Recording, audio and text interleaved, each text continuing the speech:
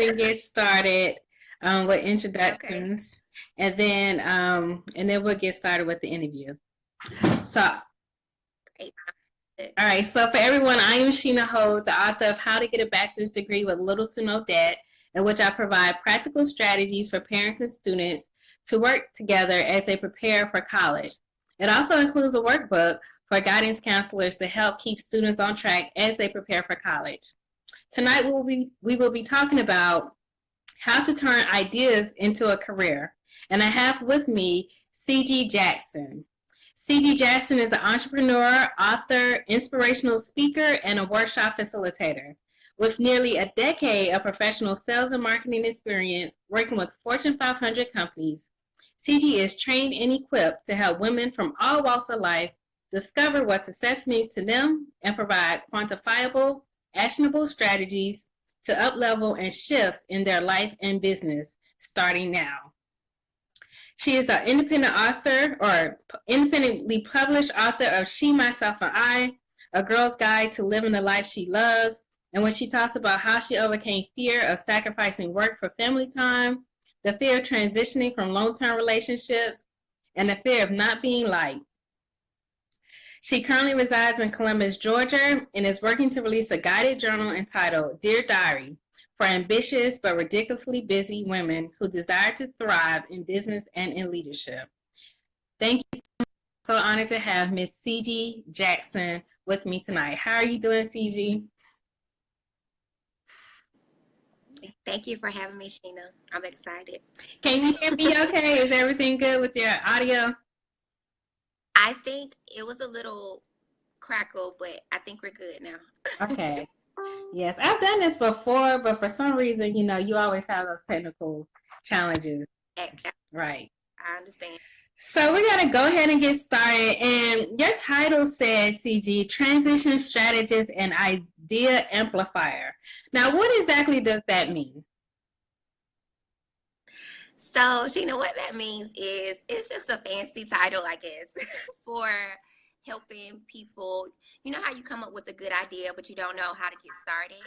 Like, Yes. I help people their ideas to execution and basically just walk them through or create steps that are suited for their lifestyle and their needs to get what they want, to execute their ideas, because an idea is just an idea, but without execution is nothing. Correct. And that is so key because today we have a lot of students who try to attend college and want to go to college, but they don't know what they want to do. So, how can an idea amplifier, what you call yourself, how can you help students determine what their major or career field should be? Right.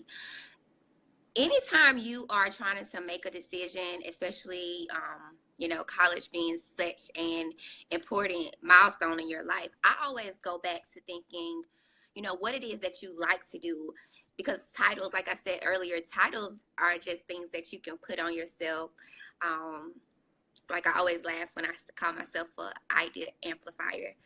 That's funny to me because I'll go back to like when I graduated from college um almost 10 years ago. Yeah. And I remember being a freshman in college, you feel like everybody's asking you even before you go to college, what are you going to college for? What are you going to major in? And I had no idea. So like the first couple of maybe the first semester or two, I thought I wanted to be a nurse.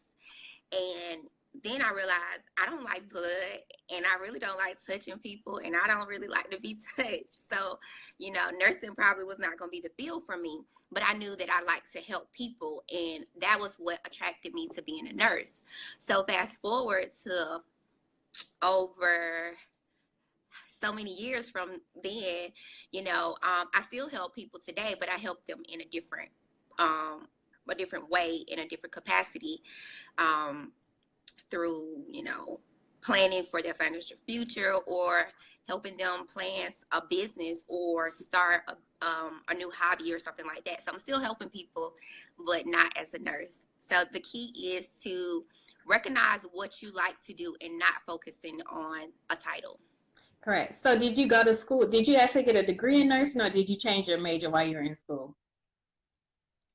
No, no, I never started out with nursing. I never Oh, okay. even claimed the title of. I just started taking the nursing classes, which was, in college you do the, what is it, like the basic classes. Hmm. I was still in that stage. It didn't take me long to recognize that nursing was not for me. Okay. I actually graduated, have a marketing degree. Yeah, Okay. so business. Okay. So how is that marketing degree working for you today? Are you still working in a capacity with marketing? Well, it's funny because I feel like marketing is a part of every single job. Like you market yourself in everything you do. So I would say yes, definitely. I don't sit in a boardroom or the traditional way that people use degrees, but I teach marketing. I market for my business, and I've marketed for other business.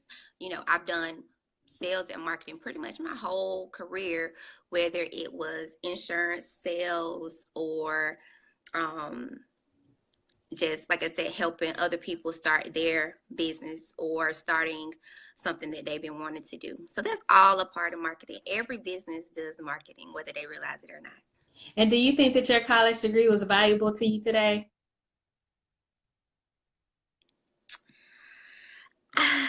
Honestly, I would say the degree itself, I would say maybe not as valuable as I would have thought it would have been, but the experience of college is invaluable. The people you meet in college is priceless. The lessons you learn in college, just having the degree itself is not going to get you that job that you want, but it opens up a lot of opportunities. If I had not went to college, I probably wouldn't have been. I wouldn't sit here today. So when you go to college, you have to experience college, not just go and take classes and have straight A's. Because even the people that get straight A's and are attend class every single day, you can graduate and still not get that dream job that you want. You have to be involved and be able to apply what you learn to the real world. Right. And in your introduction, you talked about, or it lists how you had a fear of overcoming being liked in college.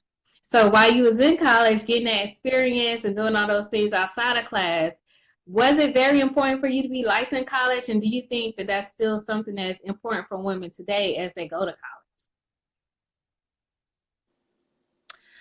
Well, I think overall, I think that's just a fear that women have, you know, in general, not necessarily in college, but even as a younger girl, as a young woman growing into an older lady. That's just our, that's just our thing. We always want to feel like we are liked. However, I think the key is to making sure that you like yourself and you're not trying too hard for others to like you. I can't say I learned early on not to really worry about what other people had to say as long as you know you're doing the right things and you're being true to yourself. So I I think I was honestly not affected by that in college. Maybe a little bit in high school, but definitely not in college. By then I had already figured that part out. college? Okay. But that's good to hear that you figured that out, because a lot of times being liked can also, have an impact on people's decision, what they decide to major in, especially if their parents want them to major in one thing, but they want to do something different because, they enjoy doing it. They have that fear of not being liked or not being accepted by their parents. And so then it impacts sometimes their decisions. So as a person who helps people transition and strategy and all of that, especially working with women, what do you think women should know or do to stay empowered to accomplish their goals, whether at school or outside of school once they start working? Right. Um, like Sheena, just like I just said before, I think it all starts back to being true to yourself and that self discovery as a woman. I never been a man before, but I know as a woman, you rediscover yourself like all the time. I can remember being in middle school or high school, you feel like you know who you are. And then 5 years from then, 5 years from, high school or whatever, you're a whole nother person. So we're always evolving and always changing. So you just have to give yourself that time to explore and discover who you are so you can teach the world how to treat you, basically. I like that a lot because I find as I get older, I'm always learning something new about myself and how I could be better, something new that I like to do. And I Right. think when I was younger, in my 20s, I switched jobs a lot. And I thought that was a bad thing. But now, since I have all this experience, I see it as a good thing because now I know how to think outside the box. Now I know how to be creative and, Absolutely. um, And right, and how to move forward and not just get stuck. So I think that's great because right. basically just helping And I people always stay. say, Mm-hmm. I'm sorry, Sheena. What were you gonna say? I say always, don't live in regret, especially in your younger years. Don't feel like you're so locked down to where you start out doing one thing and you have to do that for the rest of your life. I think different from what our parents or our grandparents grew up doing. You went to a job and you worked there for 40 years and you retired there and you got a pension from that company, for the rest of your life. Those days are gone. So you have to be able to find what works for you. And sometimes that takes some time. Right. And I think it's okay for students to know, even if they may fail a class or fail, with something else, that it's okay as long as they learned a lesson and learn from the experience. I don't really count it as a failure. I heard someone on a train the other morning talking about how, people go to college and they don't know, what their purpose is or what they're planning to do. There's a lot of adults who still don't know what their purpose is. So you Oh, can't just not college and say you don't need to go to college. days I wake up like that. Yeah. Right, because I it's get all it. like a learning process, and you're always trying to learn something new and figure something new out about yourself, as well as what your strengths and weaknesses are. So, as students begin to transition Right. into the workforce, how can they maintain balance between family and work? And, sometimes if you're the first to go to college in your family, you have this determination to be successful, whatever that looks like to you. So, how can you stay like balanced with family and work?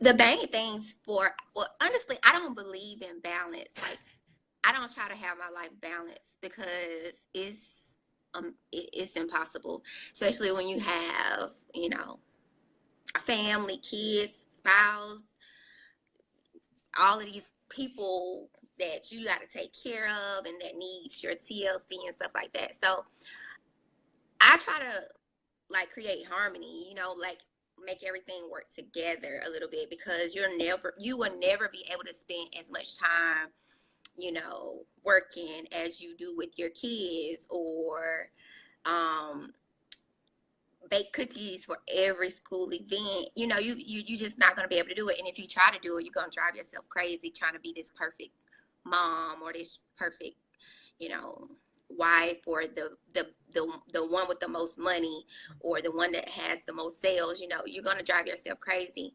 I think priority is key. One thing I used to do, like when I worked in insurance for a company, we had like a point system that I just thought of this. We had like a point system. I think it worked because at the end of the week, as long as you got 50 points, that means you had a good week. So sometimes you would have 10 sales appointments and 100 cold calls, whatever, and they amounted to different things. But as long as you got that once, it didn't matter how many. That's the way like as long as I'm doing everything, and they all equal up to that total number, I feel like I'm doing Right. That's good. That's always good to hear. Because I think, we always hear like work life balance at work. And then in school, it's like sometimes even you lose balance in school, trying to balance going out to the parties versus studying for school and all that kind of stuff. So I really like what you said there as far as like learning how to work in harmony with each other so that you can achieve your goals, or just it kind of like relaxes you a little bit because you know you're doing what you I do. And one thing I've been practicing, I used to try to multitask, Mm-hmm. but I realized that that doesn't work for me. So these days, I try to do one thing at a time. Like I don't try to work. Like I don't try to combine tasks together. I focus on one thing at a time because that's all my brain can handle. Mm-hmm. And I found when I was trying to multitask, I was not doing my best at anything. So now I try to focus on one thing at a time and then mark that off my list and then move to the next thing. And that works. Right. So before we end, I just want you to tell me really quick, I guess, what are some ways, or how can students really, hone in on what their ideas are, or really like what's a way that they could identify what their ideas are and how they could transition into a career for them? Like, what are some things that you tell women when you work with them as far as their ideas? Right. I would say the easiest thing and the most effective thing, the cheapest thing is to journal. And because when you write your ideas down, don't try to spell check and don't try to correct yourself. Just, I call it brain dump. You just put whatever's on your mind, you just put it on that paper. And then over a course of time, like I started journaling, or back then I called it a diary. When I was like in the 7th grade, and like I still go back and look at those different things, and though even what I was writing back then, it kind of has shaped the woman that I am now, or the woman that I was becoming back then. So just documenting your ideas, documenting your thoughts, because it might just be an idea today, but in 5 or 10 years, that could be your um, next best thing that you documented it. Right. So what do you have for people who may document something and it may sound crazy to other people? Like what advice do you give for students in that regard after they document their ideas and, focusing on that, should they be telling other people, or how should they manage and navigate, that piece? I would say anytime people are talking about sharing ideas, I say be very careful with your ideas and be very careful who you allow in that space with you. Um, I only share my ideas with a very select few people, not because, I don't want to tell them, but some people just don't get it. And a lot of times they don't have to get it. Well, that's what I had to learn. They don't even have to get it. Um, and if you feel like you don't have, there are groups like mastermind groups. There are people that are like you, that you may think that you're weird or whatever, but there's somebody that fits that mold with you. So I would try reaching out to group me's, different mastermind groups, joining different organizations, and just kind of finding where you fit in. And you find that person, use your journal. Mm-hmm. That's how good. I always tell people it's not just about just going to school and getting a degree, but also making those connections and meeting other people who have the same interests that you have. So that, just like you said, you write those ideas down, you find people who have similar interests, and then basically you can transition that into a career, because you never know in the next 5 years that may be your niche. So Right. I enjoy that so much.